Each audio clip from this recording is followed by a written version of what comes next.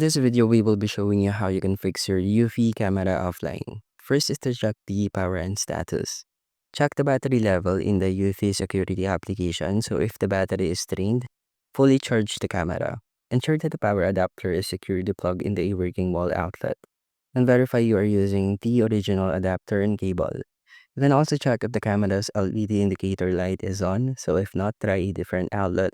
Or power cycle the camera by unplugging it for 30 seconds and then plugging it back in. So quickly press and release the sync button on the camera.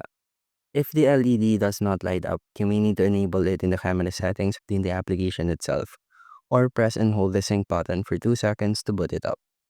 Lastly is to troubleshoot the network connection. You can unplug both your Wi-Fi router and the UFI home base for about 30 seconds and then plug them back in and wait for them to reconnect fully.